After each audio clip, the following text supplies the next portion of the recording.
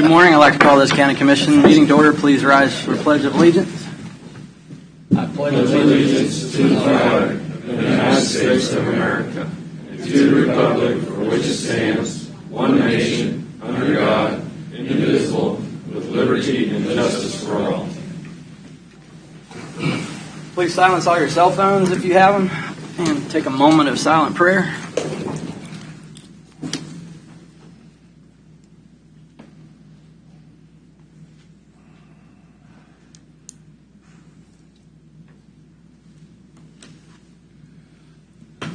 Thank you. I'll begin this morning's roll call with myself. Jeff Culverson's here. Doug Smith. Here. Mike Stephen. Vicki Cos. Here. Mike Smith. Here.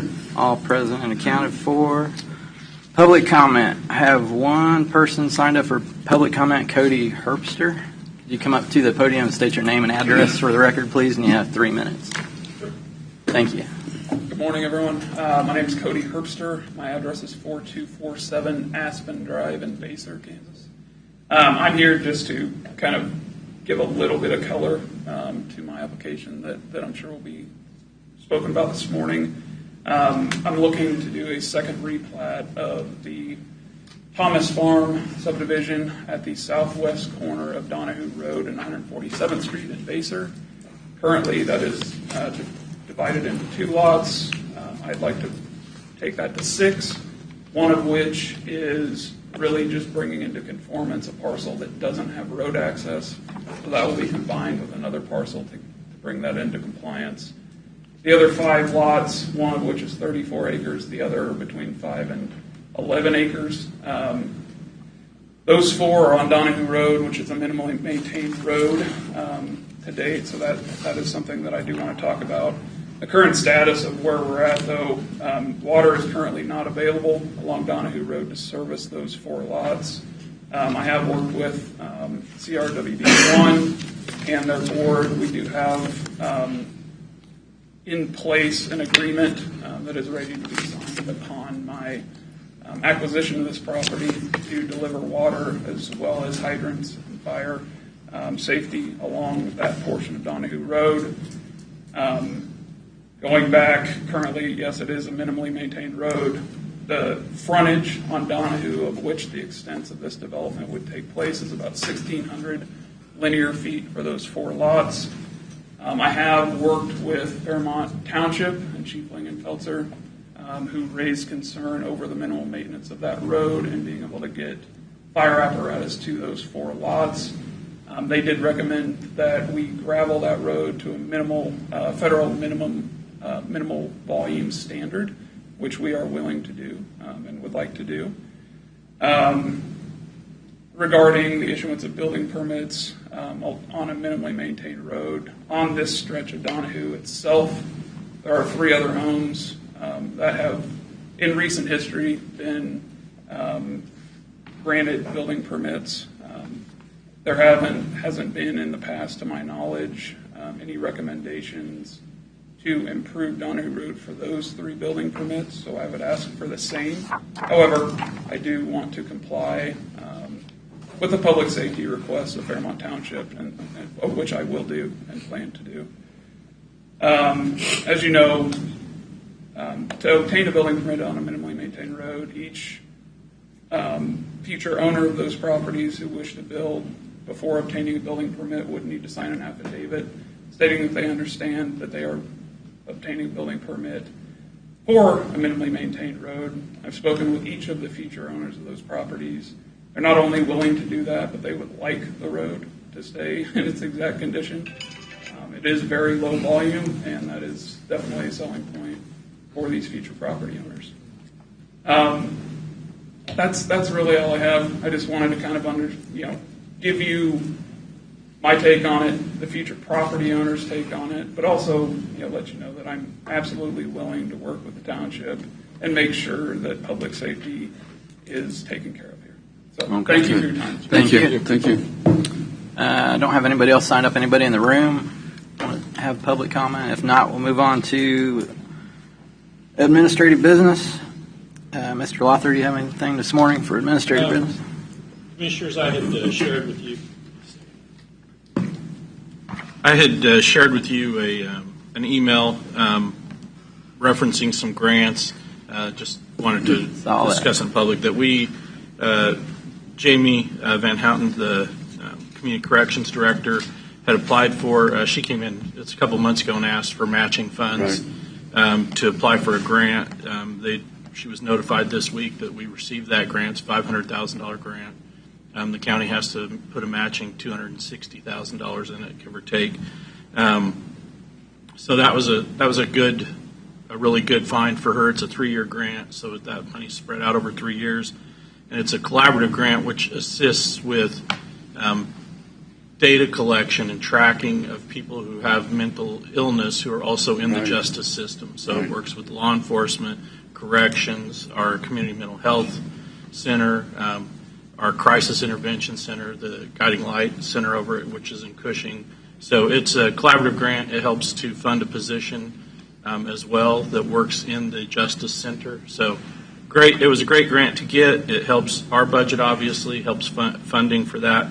But because of that, I just asked her to also provide us with, the grants that she's applied for in the last 3 years, and what she's received and what she hasn't received. And I provided you that list, and we've applied for almost $2.8 million in grants. So far, she has received $1.7 million, and there's still $800,000 pending. The only grant that she did not receive, it's a highly competitive grant, and we had received it 3 years in a row. And I think the process just said, it's time for somebody else in the state to get some of these funds. So that's, I think, just goes to show you the success that she's had in 3 years and going into 25, if you count that, $1.7 million in additional funding for community corrections. Mark, that's just amazing. The last few years I've noticed not just her, but EMS, Public Works, Council on Aging, if we ever could get a list of all the millions of dollars that these folks have applied and have made the county successful so it doesn't come off the county's taxpayers' back, I think that's something we should just promote. Because when you think about it, you hear it once in a while, yeah, you got $1 million, but the numbers you're talking there, plus what the other department heads and even elected officials do to bring in that kind of money, that's just amazing, because not everybody in the county or in the state of Kansas gets qualified for those. So we've been very successful, and I think hats off to all personnel that apply for this and stay on top of them. Absolutely. Yeah, and these are grants, her agency is pretty much grant funded. These are grants that are over and above her normal operational expenditures. These are additional enhancements to the budget, so really good. And yes, I agree. Public Works has been very successful in the last 4 years or so since Bill got here. We've probably received more grants than we did in the previous 20 years, I'm guessing. So he's done a really good job with that. Jamie Miller always has some kind of a grant going on. I don't know where he gets them, but we've been able to make some major improvements to his facility out there that would have been on our expense, that he was able to get grants to do that. So I think even a parking lot got redone out there off of a grant. So and this is going a long way in the sequential intercept mapping that we've kind of adopted as a means of working with that specific population of individuals with mental illness and justice involved. So. Yes, it is, and it's key. And this is exactly what I'm talking about with paying commensurate salaries that compete with the other jobs out there, like our jobs, keeping good people in those positions because they're worth their weight in gold. You can put anybody in that job, but if you don't put good people in those jobs, then you won't get these grants like that, because if you pay peanuts, you hire monkeys. So you have to pay people to keep good people to get these grants like that. I think that we have adequate documentation to back that statement up. Absolutely. That's almost $2 million in grants she's got, and that's way more than her salary. So way more. I'd say she's earning her keep, and like a lot of our department heads have been doing. Is that all you had this morning, Mark? Yes, that's it. Anybody else have any? I just got one thing. Yes, sir. Usually, the county doesn't have money, as we all know, but last year when it came to the Veterans Day Parade, we all chipped in $20 or $25 for a porta potty, and I was wanting to see if we all could do that and give that to Mark. Everybody wasn't okay with that. That's all I have, Jeff. Okay. Absolutely. Sounds good. If no other administrative business, we'll move on to the. I have one thing, Oh, Jim. sorry. Go ahead. This is for County Administrator.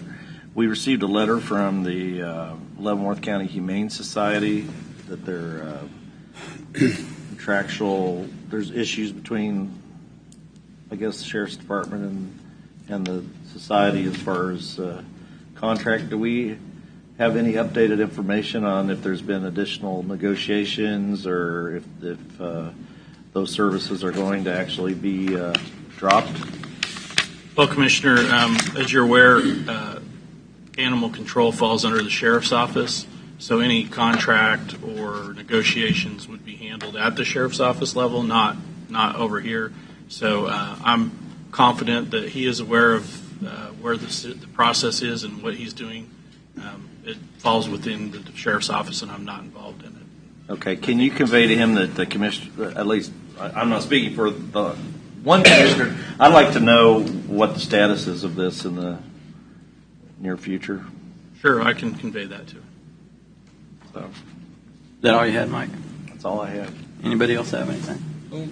I just want to touch on what we passed last week on the RV parks. We've got a couple RV parks here in the county that some people are staying there longer than a year because of the jobs going on, and we're asking them to move now. That's why I what said we no. passed. Yeah, maybe you can move a couple lots over, but then you got to move your utilities. You got to change your address because some of them got cluster mailboxes based on the lot, and I just think it's a hardship for the RV parks. And I know it passed. I'm just saying. Well, it's something we can adjust to on the fly if we need to.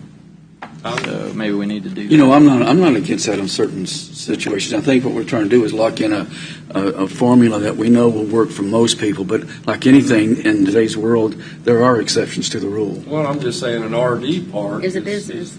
I understand at a home, at a residence, but when it's an RV park, and we're saying you can only stay there a year and then you got to move. I mean, how many people down there at Tonganoxie working 3 or 4 years are going to be down there? Well, especially with the new plant in DeSoto and the dog. Yeah. I'm saying. Would you like I'm not sure how the enforcement of that is going. Is this enforced on a complaint basis, or how do they enforce this? Commissioners, we've discussed code enforcement multiple times, and we do not have a code enforcement officer that's out patrolling the county. We do all of our code enforcement based on a complaint basis. So when we receive complaints, they follow up on it. So this would be no different. Somebody would have to file a complaint before there'd be enforcement. Do you want to put this on an agenda item and revisit just that one specific? Well, that's on the same thing because I wasn't here last week and I did review it, but there was one specific thing. I think if we do review this, I think we need to talk about the limitation to 8 homes on a cross-access easement. And that's something that when we had our work session, we talked about it. It kind of got brushed over, and I think we were going to have a work session, and we never. I'm not sure where that all came about, but we've been really busy the last 3 months. Mm-hmm. But maybe that could also be included in Okay. when we discuss this. So we'll get with Mark this next week and see if we want to put those on agenda items for the next couple meetings and revisit those specifically. You're referring to the subdivision guidelines that we adopted last week. Those are reviewed annually, and I think they usually come in May or June. This one took longer because it was tabled with other things going on. So they are reviewed annually, but we can certainly get a work session on those 2 items scheduled. We didn't get a work session when we asked for one. Yeah. We were supposed to have one before we brought it back. I think we had multiple work sessions What on. we did was going to get a work session before we voted on it when we voted to table it until after the budget. So we can set one now. Yeah. We'll just do that. So not a problem. We can set a work session on that. And I guess if those 2 items, and if anybody has any other items. That'll work. Okay. We'll do I that. just want to be conscious that we're going to have, we've been through this quite a few times, and I don't mind having a work session. I definitely believe there's exceptions to the rule, But something we're getting ready to lock in the law now, we're getting ready to have 2 new county commissioners come on, and they may look at it different. So I hate to keep revisiting this over and over again because the staff gets beat up, and it's not the way I'd like to see it done. After saying that, I have no problem sitting down and talking about this, but I know there's exceptions to every rule, and I think this board's been very good about granting those, and people have spelled them out to us. And I think our staff has always listened to what we've asked for, and so Yeah, whatever we come up with, I they're agree. more than glad to facilitate that. So that's what we'll do. We'll set up a work session for those 2 items in the coming meetings. Anything else for administrative business? We'll move on to consent agenda. Mr. Chair, I move that we approve the consent agenda as presented. Second. Have a motion and a second. Any further discussion? Hearing none, I'll begin voting with myself. Aye. Abstain. Aye. Aye. Aye. Motion passes 4 with 1 abstention. Formal board actions. Consider a motion to authorize the chairperson to sign the updated medical director agreement for EMS and the health department. Morning, Jamie. Morning, Jamie. Morning, Commissioners. Morning. In front of you is a medical director agreement. This is an update to our current medical director agreement. We looked at it on the aspect of taking some of the things out of the agreement and put them into an exhibit on some of the items and deliverables that are required to make it a little easier on the agreement moving forward year to year. The last was 2005, which was the agreement, and it's been auto-renewing ever since. Our current medical director is Dr. Kathleen McBratney. She's fulfilling all of our needs, both for the health department and EMS department. And also, the cost of this contract has not increased, nor has Dr. McBratney asked for an increase, even though some of the workload has changed a little bit over the years statutorily, both health department and EMS. But because she is a local physician, she does this also as she looks at it as something that is needed in the community and something that we need both for both of these departments to be able to operate. So I'm in front of you just basically to update the medical director agreement since it's out of date and some of the exhibits needed to be updated. I'm asking the commission to sign this agreement. Dr. McBratney already signed it on behalf of her, and now it's in front of the board for consideration. I have a couple questions. On this how many hours does Dr. McBratney interact with you typically during a month? It varies, but we interact with Dr. McBratney almost weekly, and then she comes actually into office. Either her and or her PA comes in office and provides child on Fridays, so she's actually doing clinical work at the health department. She does in-person quality assurance meetings at the EMS side. So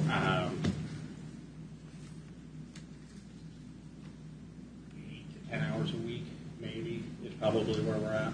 So is this agreement renewed annually?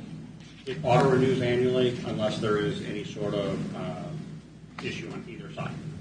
Okay, and when, if what I'm thinking is on a human resource side, with most of the appointments we make in the county, we tend to open it up to bidding and seeing if there's other people that are interested in the position. Is that addressed in the agreement, or periodically does that happen, or is this just auto-renewing all the time?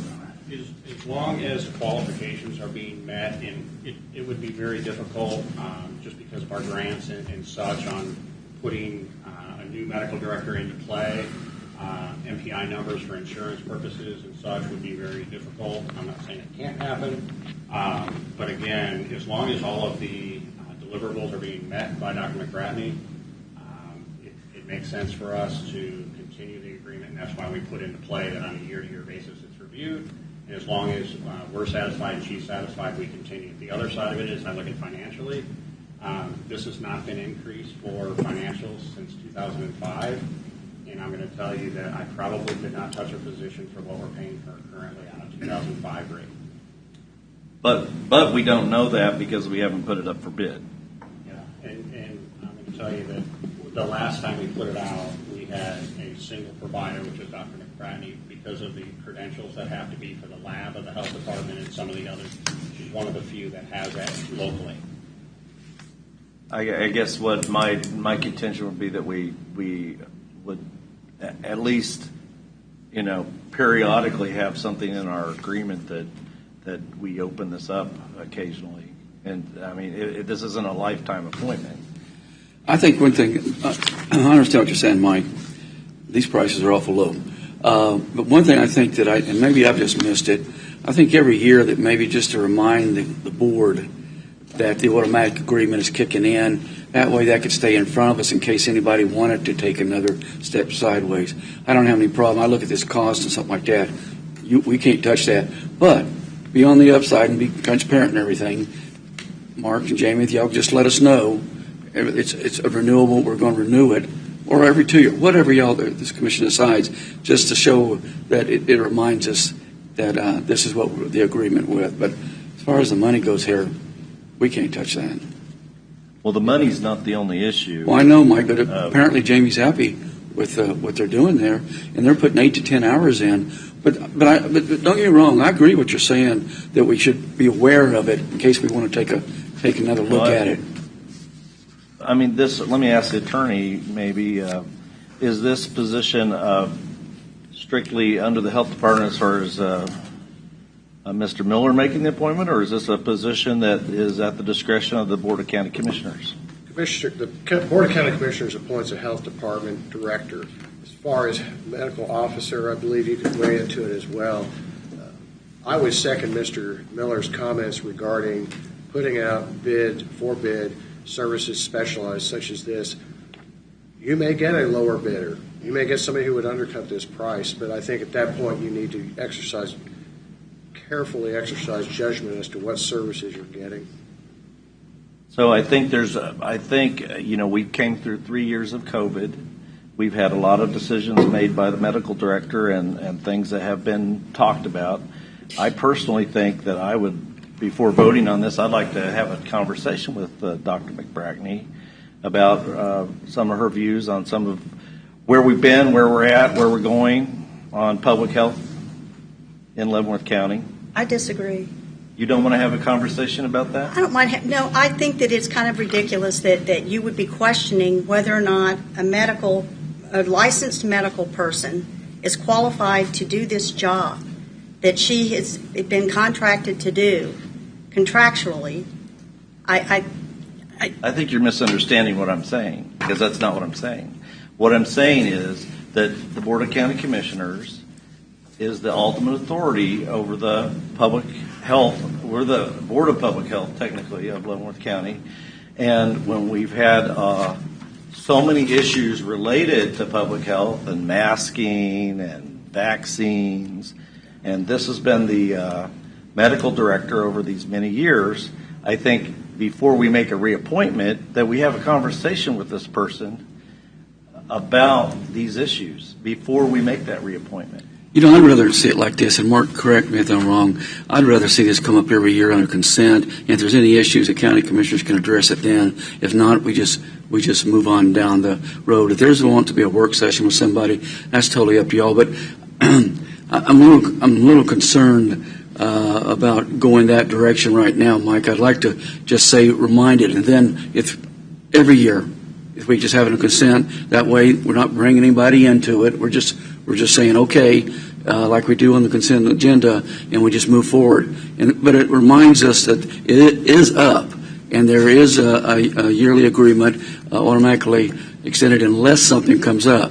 I don't have a problem with what's going on right now, Jamie or Mark or Commission. I just think we just need to make sure that we're aware that it's coming up every year. I'm just saying there's set qualifications.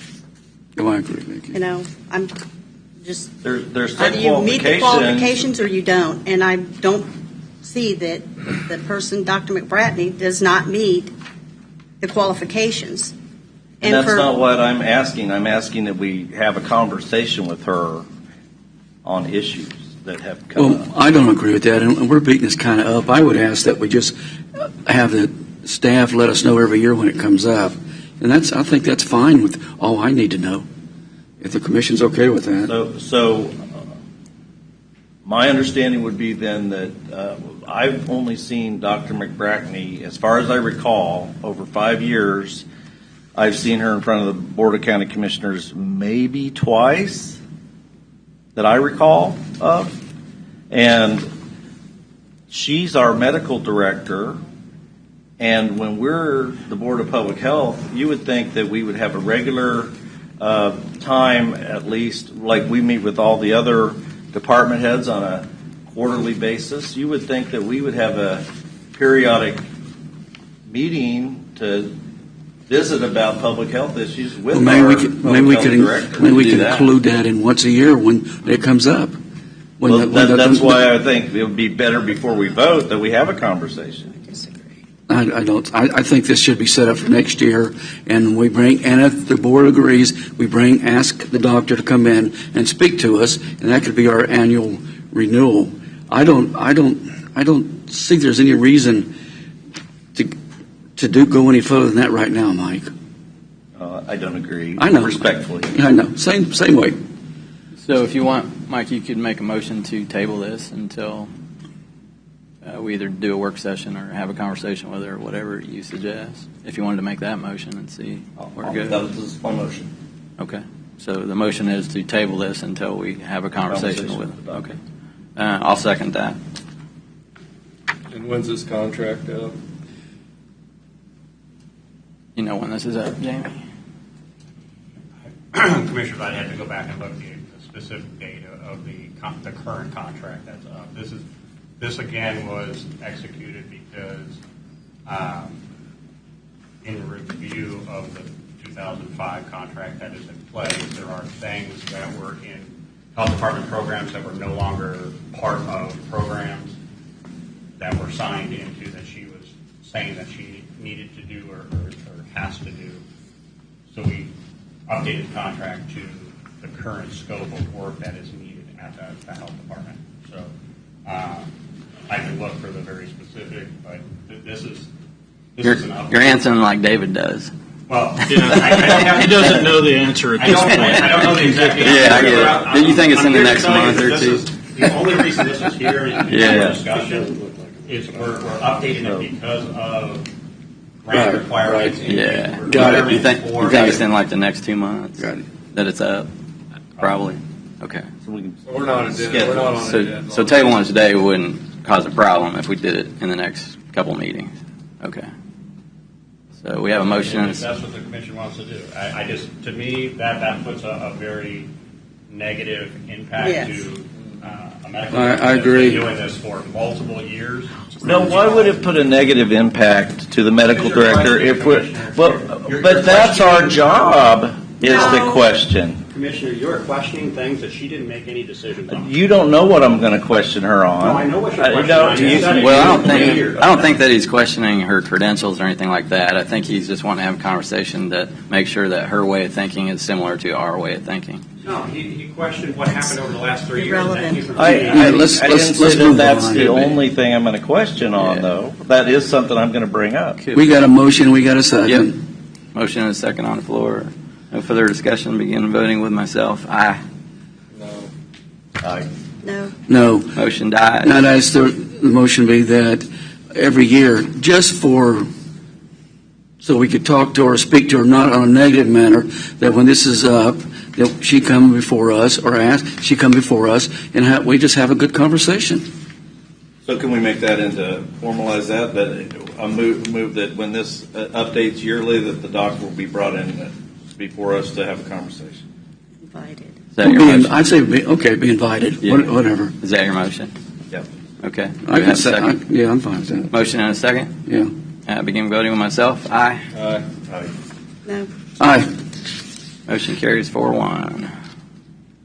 If that becomes an issue, let us know. I don't think you actually voted to approve the contract. You just voted to have that person come in before. Yeah, the that was a contract. motion. So we also need the motion to approve the contract. Oh, I thought you meant To continue. make a motion, authorize chairperson to sign the updated medical director agreement for EMS and the health department.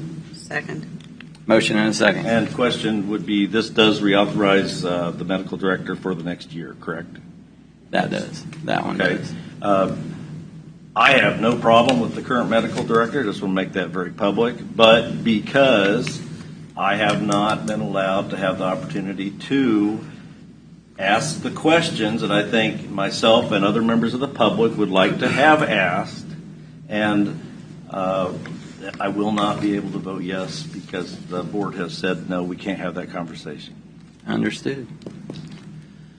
So now begin, any other further discussion? Begin voting with myself. Aye. Aye. No. Aye. Aye. Motion carries 4-1.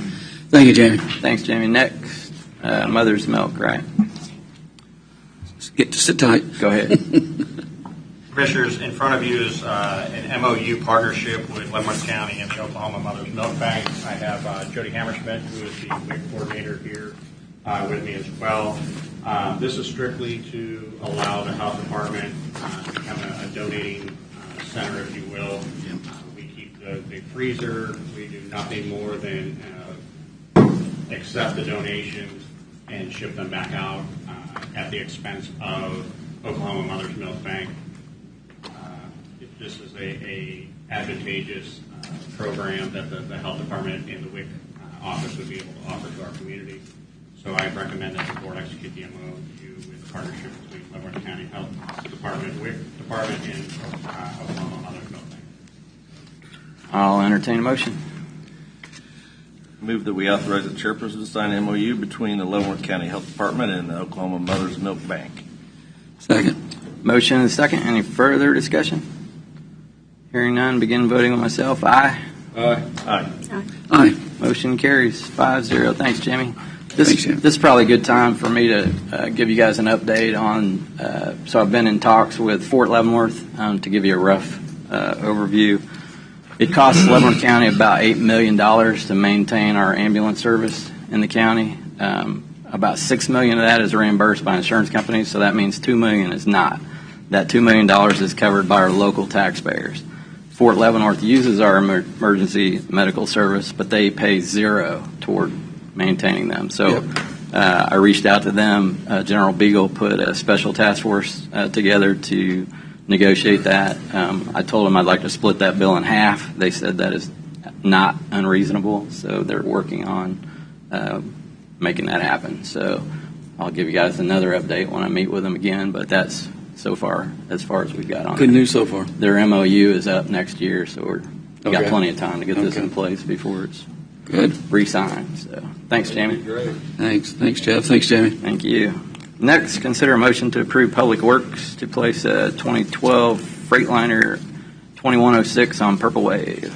Morning, Bill. Morning, Commissioners. Today for your consideration is the approval of the placement of the dump truck listed on the RBA on Purple Wave. We did receive shipment of 2 new dump trucks that were previously leased. The other dump truck that was being replaced has already been declared surplus, and it was not operational and was previously sold. It is not being retained as an extra. There was no increase in equipment since we did receive 2 and only 1 on this RBA. So I wanted to make sure that was clear. I move that we approve the surplusing of a dump truck, plow and sander of truck number 54, a 2012 Freightliner to be put on Purple Wave auction. Second. Motion and a second. Any further discussion? Hearing none, begin voting with myself. Aye. Aye. Aye. Motion carries. I remember when we bought that truck. I bet you do. Had the new car smell.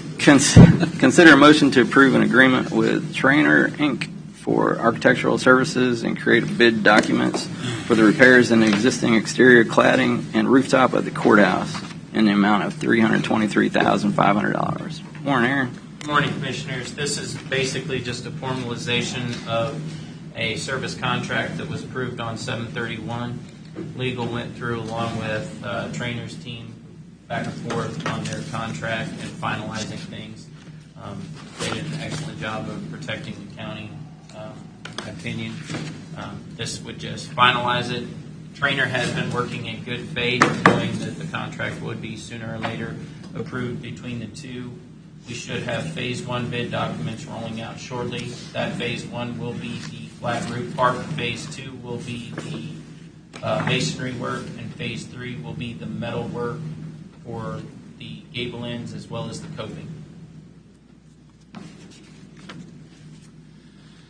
Didn't we already vote on this? You voted on the approval of the services. This is the approval of the contract. Going out to Just ask the them. contract. Now You we.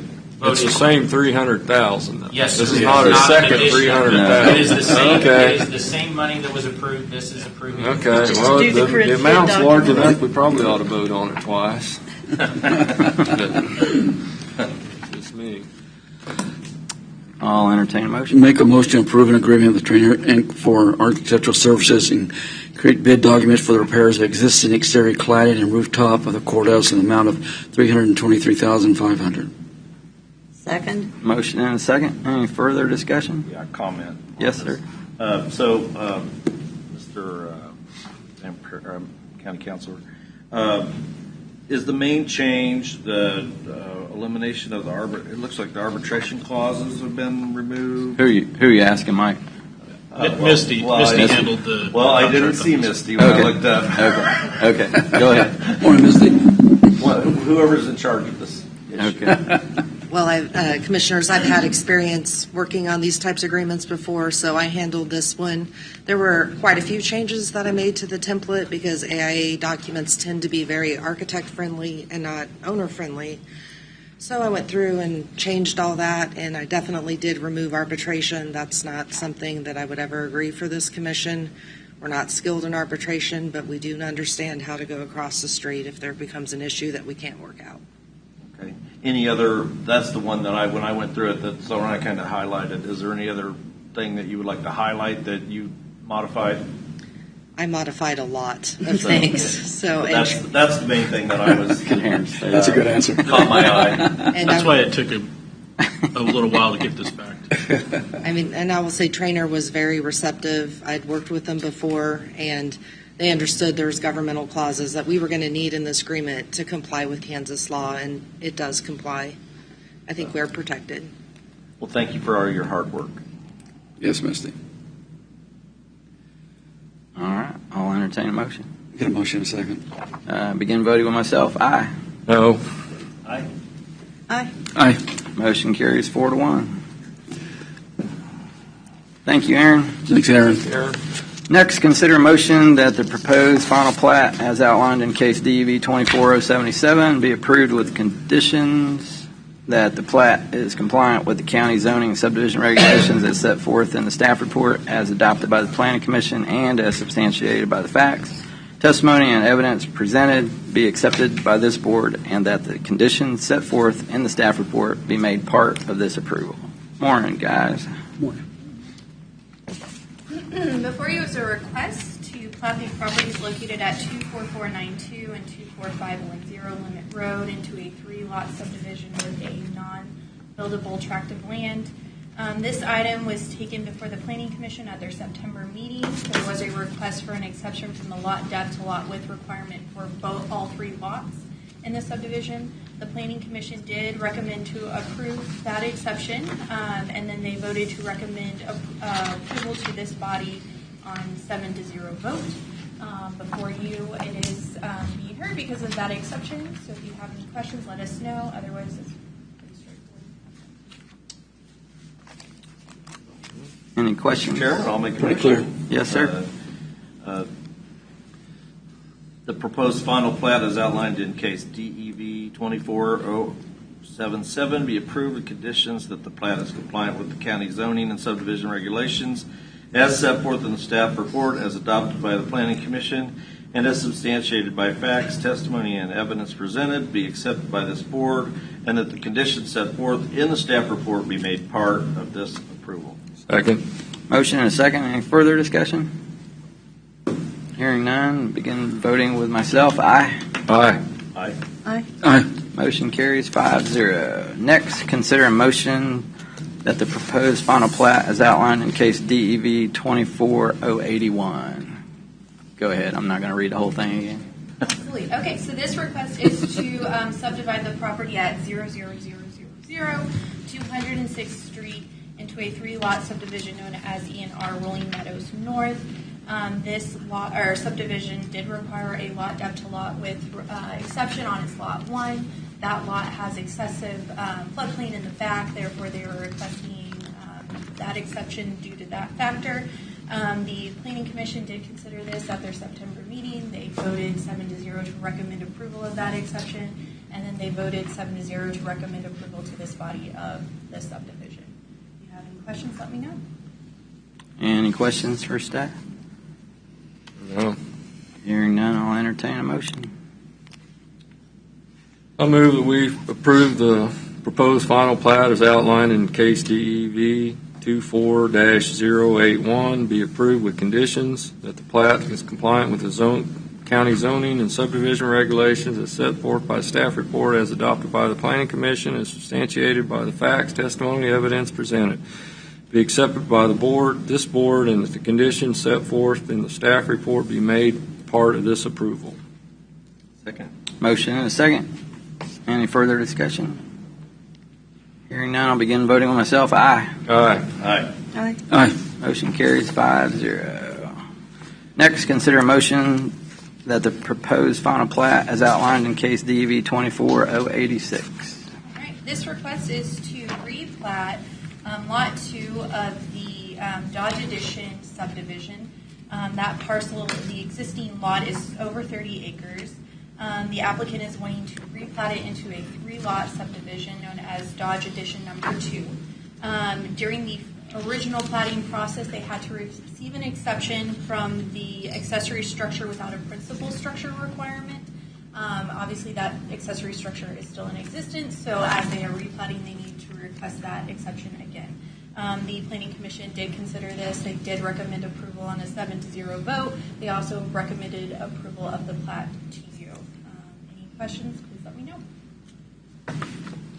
Any other questions for staff? Hearing none, I'll entertain a motion. Move that the proposed final plat as outlined in case DEV 24086 be approved with conditions that the plat is compliant with the county zoning and subdivision regulations as set forth in the staff report, as adopted by the Planning Commission, and as substantiated by the facts. Testimony and evidence presented be accepted by this board, and that the conditions set forth in the staff report be made part of this approval. Second? Motion and a second. Any further discussion? Begin voting with myself. Aye. Aye. Aye. Aye. Aye. Motion carries 5-0. Next, consider a motion that the proposed final plat as outlined in case DEV 24101. All right, this request is a replat of lots 6 and 7 of the Thomas Farm subdivision, also known as 00000, 147th Street, and 20807, 147th Street. They are requesting to replat those 2 lots into 6 lots, known as the Thomas Farm subdivision second plat. This subdivision, as was already mentioned during the public comment section, will have lots that front onto Donahue Road, which is a minimally maintained road. There is a policy in effect from Public Works that states that minimally maintained roads are not built for residential subdivisions. However, in 2021, there was a request to allow for residential permits on minimally maintained roads. That request was granted, and due to that, our office has created an affidavit for anybody who wishes to pull a residential building permit on a minimally maintained road, stating that they understand that due to the nature of their road, that they do not receive the same types of services that are normally found on other roads in the county. In addition, we do require that they place a notation on the face of the plat stating that Donahue is a minimally maintained road, and with all of that, the factors that go along with that. The Planning Commission did have exceptions that they granted, including a non-conforming structure, lot depth to lot width. For this plat, they did approve that 7-0, and they also recommended approving this for the plat for to you on a 7-0 vote. Is there a conflict between the two from Policies, you mean? policy and then There's a conflict with the original policy. The policy was adopted in 2019, and as she stated earlier, in 2021, March 10th specifically, 2021, there was a petition before the BOCC that the BOCC granted to allow building permits. So that action made those two made those two. Was it a Not a plat, or was it just lot splits? No, it was they're the issuance of building permits. So plats so it or wasn't plat then. well, even a plat. I mean, the purpose of a subdivision of Did- land is to issue building permit. At that time, the fire department didn't send any concerns. Not in that Not particular on that- case. Not No, on the west end. correct. I do think it's worth noting that we do have a letter from the fire district, Fairmount Township Fire District, stating that they support the plat, but only if the road be brought up to a standard that allows them adequate access, which then is when we reviewed the Public Works policy on that. I know that that's where the conflict lies, but and Bill's here, he can probably tell you better what that policy is, but basically our policy says that road has to be brought up to a certain standard, which is paved at this point. What's that? Yes, Commissioners, the Leavenworth County Public Works Department does not have a policy that allows for the improvement of a roadway to a gravel road standard. Our current policy has been long-standing here in Leavenworth County is that any roadway, whether it be abandoned and being reopened or minimum maintenance and being improved, be improved to the current road standards as adopted by the Board of County Commissioners, and that current road standard is an asphalt roadway. And so therefore we do not have a federally, like was referenced in public comment, there are federal highway low volume road gravel standards that can be looked into and researched. However, the county has been very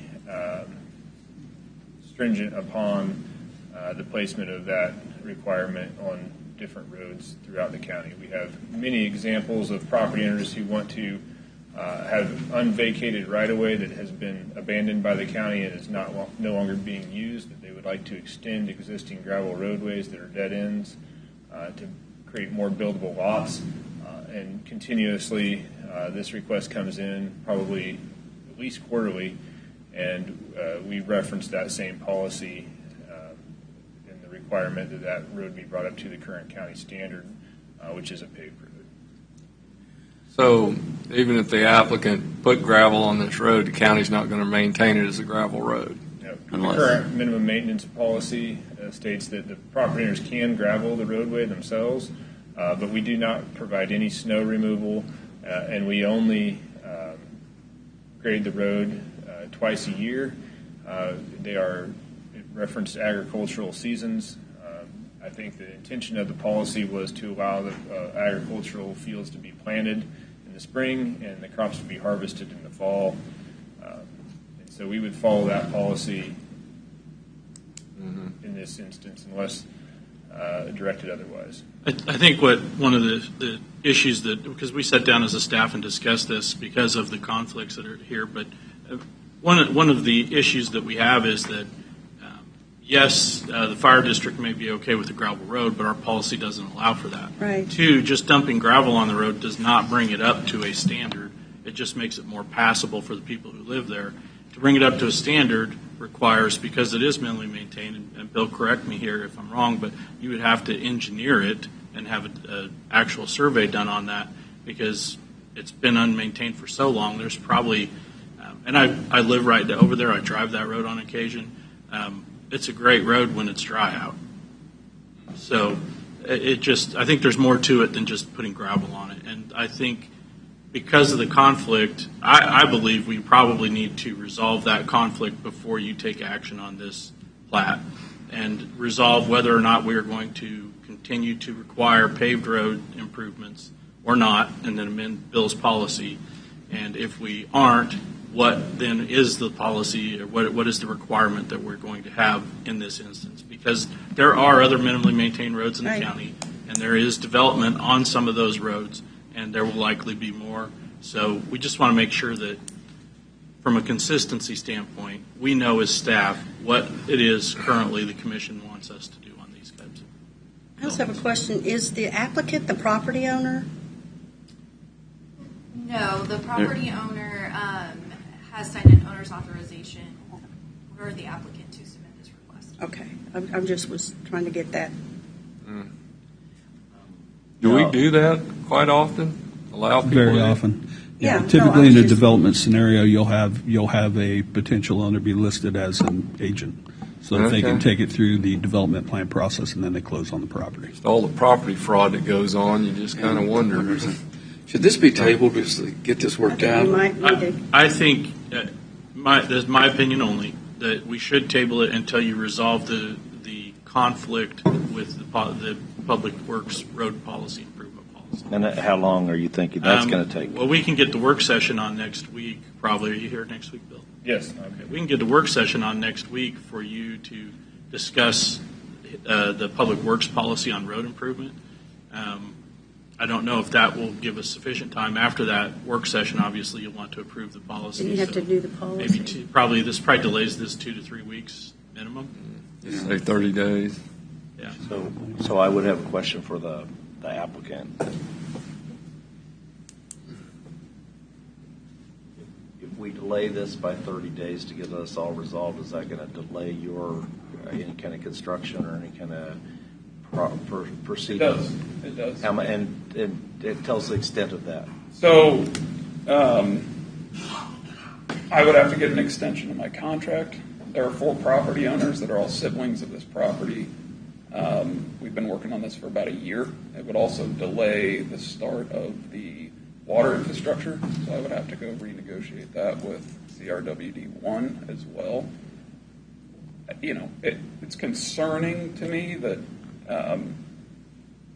that there's implications for me and for the property owners, the underlying property owners. I just want to get that on the record. Thank you. 100% there is. Thank you. But a delay, But it's better than if it's denied. yeah, I mean, I'm a just, delay is better than a denial. Well, at the same time, I want to make clear, I'm every time we can help growth, I want to help it. I mean, I want to get those residents. You look at what we're doing out in the county. We're leading all the cities by lots of numbers by the things we're doing. So this is by no means saying I want to not vote yes or like this, but I think in this instant where we end up in court sometimes, we need to get this clarified as quickly as possible.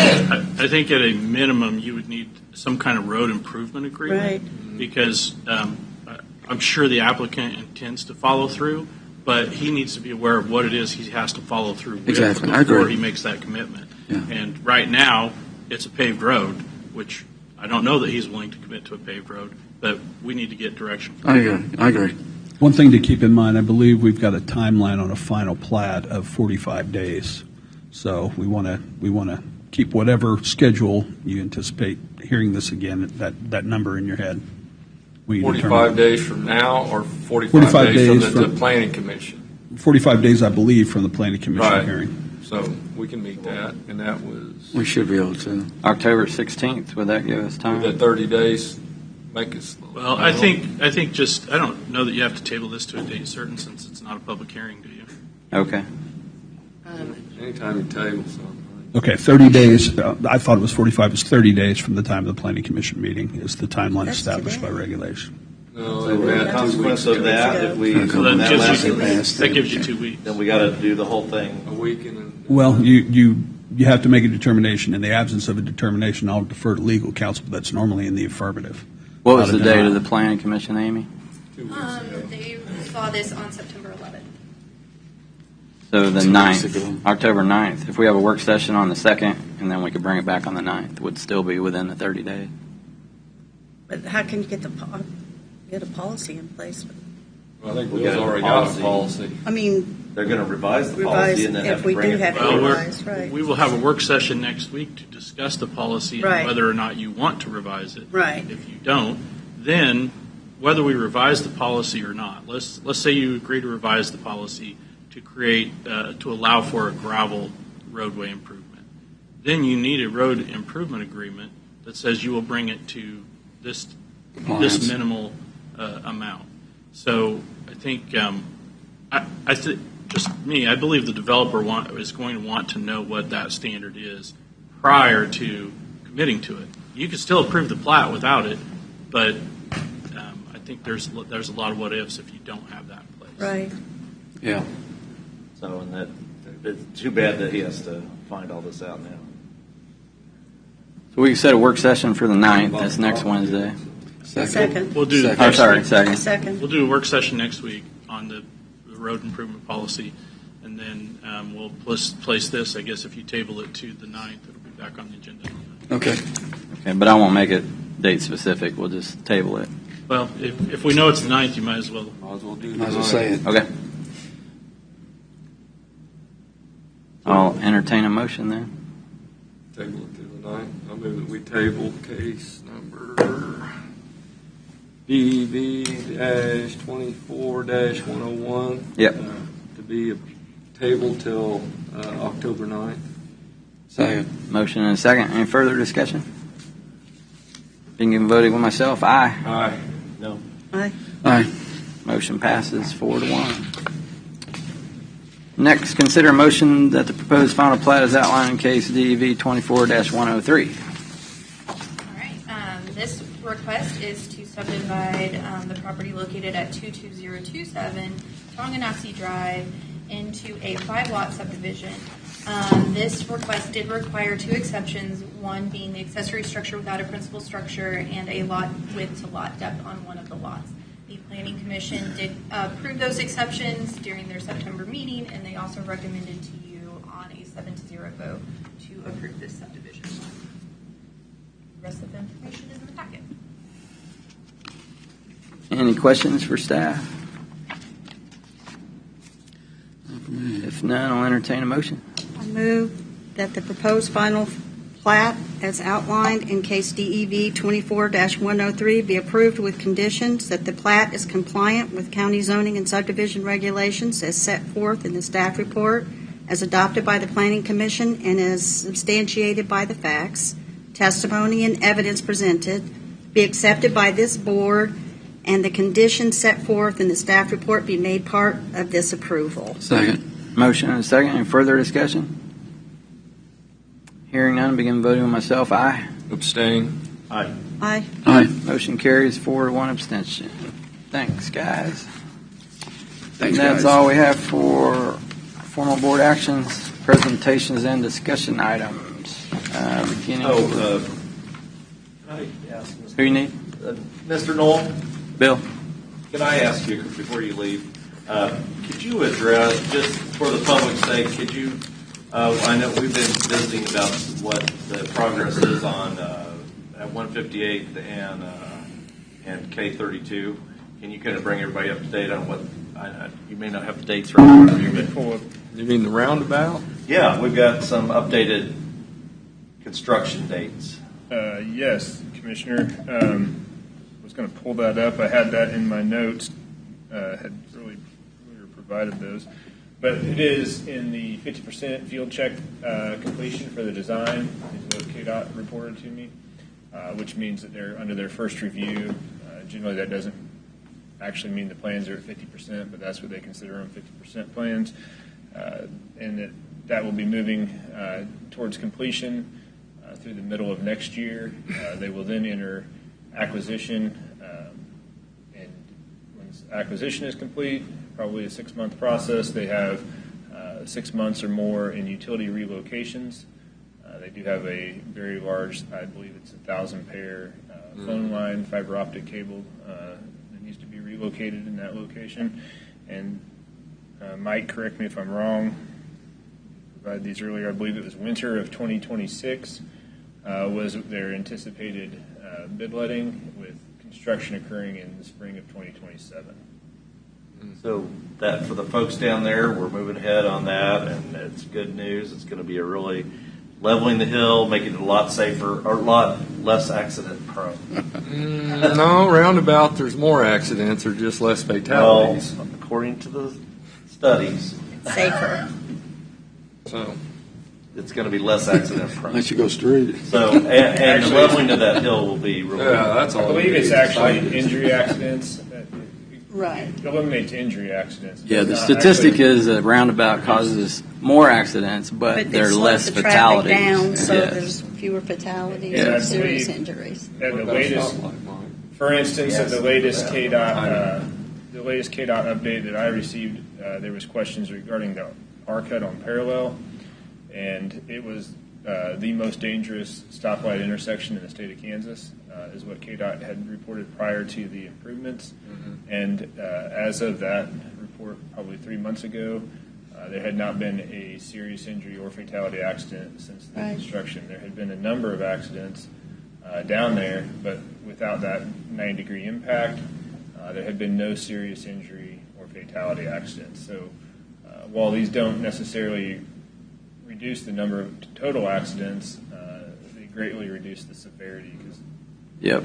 And the Board of County Commissioners, just for the public, we did request a stoplight study at that location, but KDOT was the party that wished to move ahead with the circular intersection. There's just a difference between what the cost associated with and the justification for traffic and the amount of traffic, whether you have the But we did initially traffic request signal or not. the stoplight. Particular intersection, there's a line of sight issue that's causing the fatality accidents, and the placement of a stoplight would require that line of sight issue to be corrected. And there is a cemetery located in that same area where there is the line of sight issue, and so I don't believe without relocation of the intersection to the south to avoid the cemetery that they could put in a stoplight.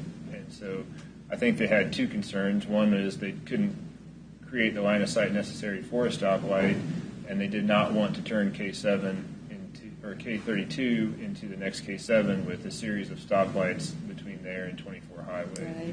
They specifically said that that's not their intention. If they put in further improvements, I believe that they intend on continuing to add roundabouts, but they do not want to have a stoplight scenario like K7 Highway. So, in another issue, County Road 30, we have them coming in for an inspection on historical. Any progress on that, or there is no progress on that? But yes, we did get selected, or we were notified that we are in a Tier 2 Historical Society review, which requires on-site digging. They are supposed to have that done within 90 to 120 days. In many cases, they are months behind, and they will just send a notice to you saying that they are extending their time period by an additional 90 days. At some point in late November, if we have not received that review or clearance, we have the option of hiring our own contractor to complete that Tier 2 review, and KDH, or the Kansas Historical Society, will accept that contractor's recommendation. But so that's possible more expensive. It's not really on-site digging, it's off-site digging. It's on private property. The letter states that it's only within the limits of the project. They, I don't know how, unless they have authority. Not what they told me. I reached out to them. I know that they're coming on private property to do digging. I don't know how that works. Well, even the construction easement would be considered private property because it's just a construction easement, correct?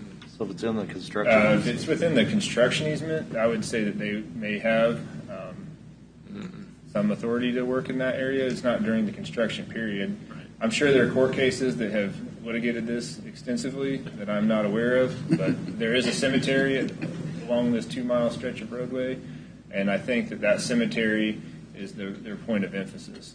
They intend on verifying that there aren't any unmarked graves, is more or less what I was verbally told. And then the third thing, and then I'll be done. Sure. Is the congressionally appropriated funding for Dempsey to 4H Road on County Road 30. What's the status of that? So we have applied both through Senator Moran's office and Representative Jacob Turner's office for congressionally directed spending. Actually, we applied for funding to complete the entire length of the remaining roadway of 4 miles. They both indicated that they wanted to see the project fully completed if we were going to apply for additional funding, and so we acted in that manner. We currently have the 2.5 miles that you referenced under design. We would have to immediately engage an engineering firm to complete the 1.5 miles. We did request $6 million, and currently our application is pending. It has made it through their selection process, from my understanding, and is being proposed to infrastructure committees at the federal level that would have to then put it into the spending bill. So what's the status of the one that we've already received? The status of the one we've already received? They gave the earmark, but we still don't, the state has the money. Have we figured out that process?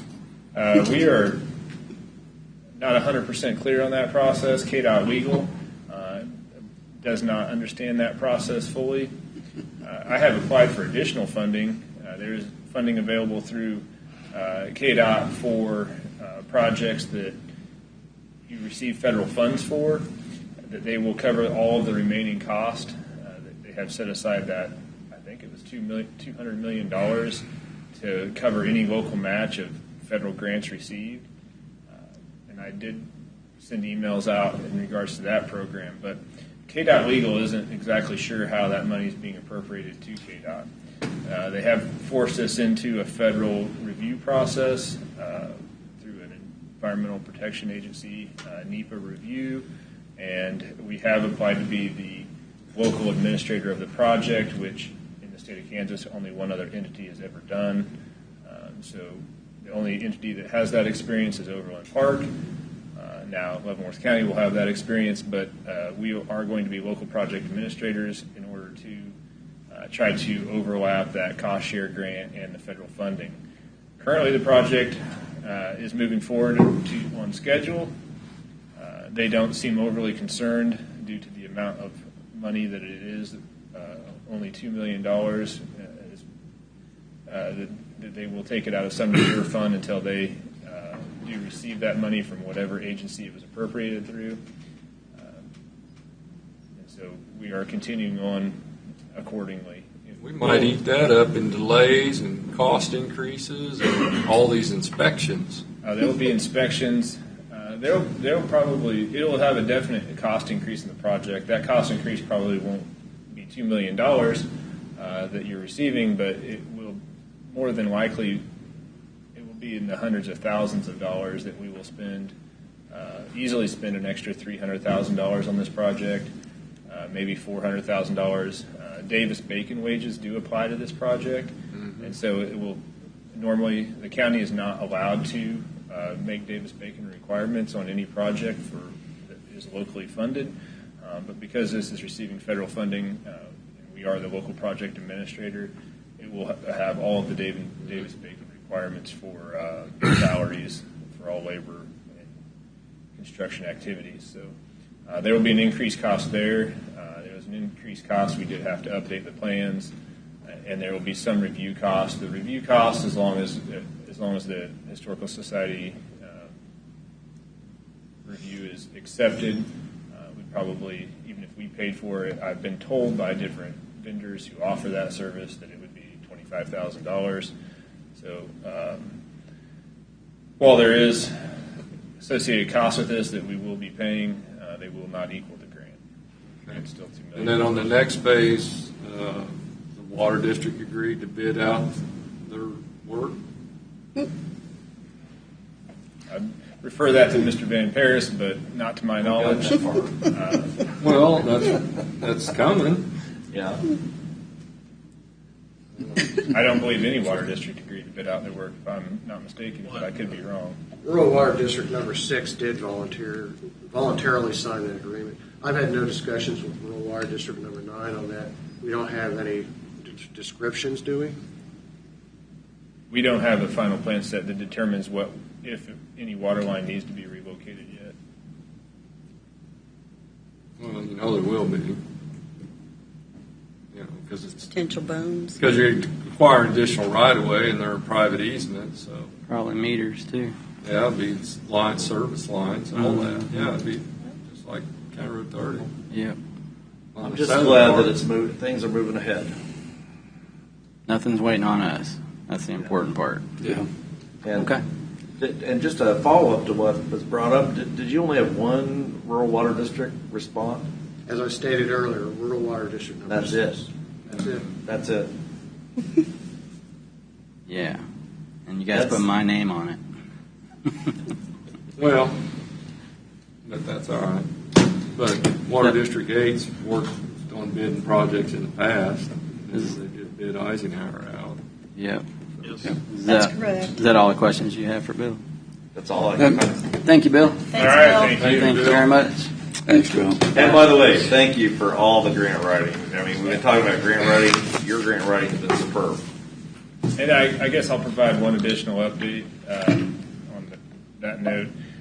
KDOT did select Kinley Horn this past week as the design engineer for the K5 project. So it'll be... Shocker. Well, at least they're familiar with us. Yeah, so they are familiar with this. They completed the study. So Right. It's a it'll plus. be interesting to see how that progresses. But Yeah. it is staying on the original timeline of a 2032 construction, whatever that project may entail. That has not been determined. 8 years away. Thank you, Bill. All right. Thank you. And other presentation discussion items. I attended the Mark Board of Directors meeting yesterday with Doug by Zoom. They continue to talk about government getting into affordable housing, which I don't agree with, using tax dollars to facilitate that in the Mark area, not Leavenworth County. Leavenworth City meeting last night. They're getting a new firehouse, All right. according to their vote last night. So replacing Firehouse 3, the old one out there on Limit. was it Limit and Fifth Avenue. 7th, yeah. It's Second. long 2nd Avenue, long overdue. I can't believe that thing's still standing. After it got run into years ago. That too. So that was good. That's all I have for this week. Commissioner Stevens and I attended a water cybersecurity meeting. That's on Monday. Yesterday, attended the Mark meeting, and it's interesting that on the 2025 policy agenda areas, it includes, and on the top of the list is local government authority. Apparently, Missouri and Kansas, both houses, Home rule. do not like local authority. And there's a gentleman that's on the board that's spent many years in the House of Representatives in Kansas. He's a great statesman. He's a public servant all the way through.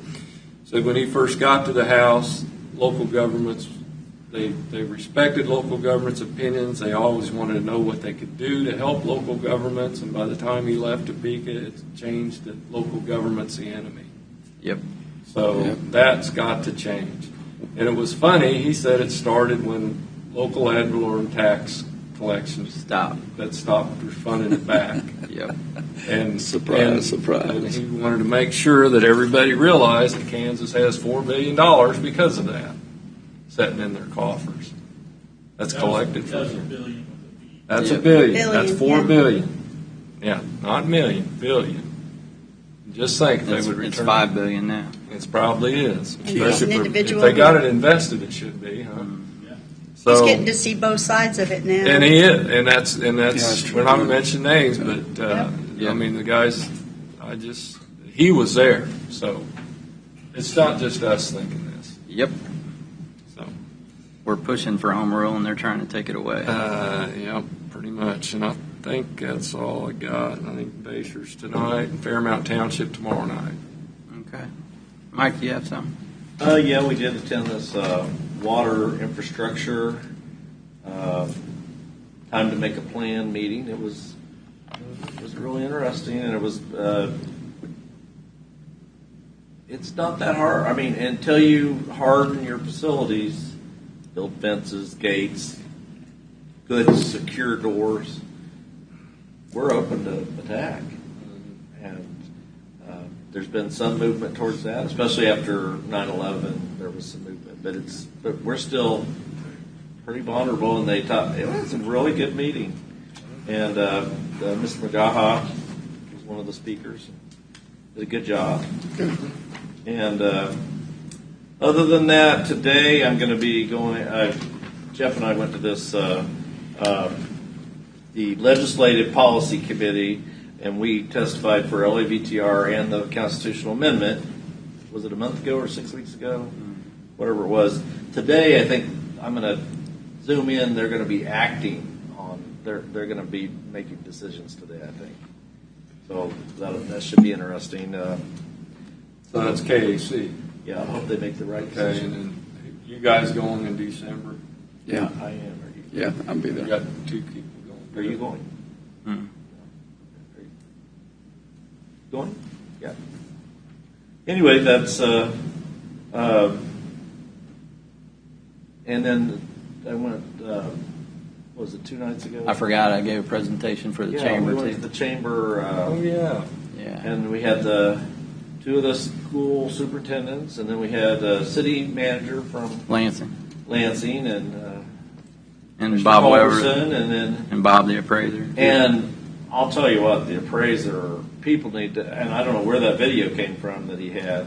They need to watch that video. There's a new video that they have that's super good, explaining what the role of the appraiser is. Good. DVD. But Mr. Weber did a great job. Maybe we can play it And again Mr. in a Culberson meeting. did a great job too. Did you do a pop quiz? It probably wouldn't have been a good idea.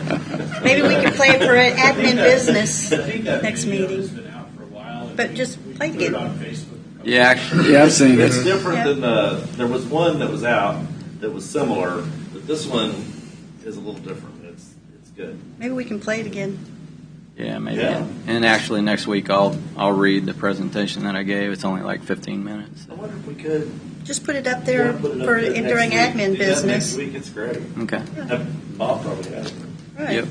We'll Sure, do that. I'd be happy to. So, but other than that, I completely agree that 5 years on this commission, and I feel like our local legislators blame the local government officials for taxes and all manner of things, but certainly property taxes. Mike, that's who they're told to blame. Yeah. And- They deflect the And real. we don't really work together. We should be working together to solve this, and They don't wanna instead work of with blaming us. each other. Mhm. That's who they're told to blame from out of And, Wichita, and they do They it. don't want to What That's about the unfunded mandates? I mean, that's something that's got to stop. That was also Mr. Culberson presented unfunded mandates to the. I mean, the case. that's where this is all coming from. So I mean, you stop that, and we can survive. Yep. I think if we put, eventually get these issues on. Of course, we put LAVTR on the agenda, and then they just wiped it out. But at least it's, even if they wipe it out, at least it's on the agenda. And now somebody makes a decision instead of it just kind of floating out Or there. they need to come up with something to replace it. I mean, they're going to save face that they've done away with. They need to come up with something to replace it. Well, with they if need to also start. acknowledge that they're continuing to collect those tax dollars. Well, I think they know that. They know that's where the money's coming from. That- Well, and then when you say that we have a lot of postcards going out, people getting postcards in their mailboxes, and we reduce property taxes. Well, when you move the exemption on the 20 mills for schools from 42,000 to 75,000, that does quote unquote reduce property taxes. But it's only It's a shift. a couple $100. Penny. But everybody's having an increase of in the $1,000 range. But I mean, You know? the tax off of Social Security though was That was a great. good thing. That That's was that. That was- huge. That's the Yeah, big one. that was a good one. Got to hand it to him. But then, what was taxes doing on Social Security in the first place? We're taxing the tax. Tax, yeah. And at the meeting with Bob, which one of you guys presented Butler County and Leavenworth County, the comparison? Bob. Bob, and he should bring that next week too. It shows how much the commercial, they have a lot more commercial Absolutely. properties, and that reduces the burden on them. Absolutely, And they it don't have a does. bunch of exempt property. So Right. that's, but that, it was a great presentation. I wish everybody in the county could see it. And I picked that up for you yesterday. I gave one to everybody. That's all I have. Okay, Vicki. Well, last Thursday evening, I participated in the NECAP Board of Directors meeting, and they gave every meeting when we meet, one of the first things that happens with the Board of Directors is there's always, like, it's required by the federal government that we receive training, and they did a really good training on cybersecurity for the Board of Directors that was very informative, and there's a the link that I meant to bring in to share, and I will because I screenshotted it, that actually gives a link where you can look and find out if your personal information is actually on the dark web. And it's a secure way of doing it. It's there. But it's a way of individuals knowing whether or not their information is actually out there, which I think is really, it was kind of an interesting little thing that I wasn't aware that you could do that. And Be surprised. But that's, and then I'm getting ready to go to the Transit Authority Board meeting here in a few minutes, and that's it. I just have one, Chairman. I had the opportunity, City Minister Tim Vandal took me on a tour on the update on the City Hall. As y'all are aware, and some of you might not be, they had some serious roof problems. Welcome Our World, 2 times. It failed on certain tree roots and vents and things like that.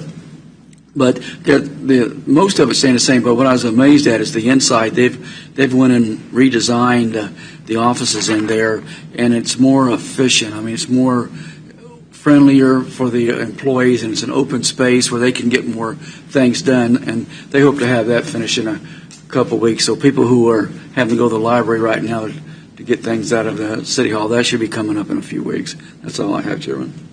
All right. Motion to adjourn. Second. You going to vote myself? Aye. Aye. Aye. Aye. We are adjourned. Thank you.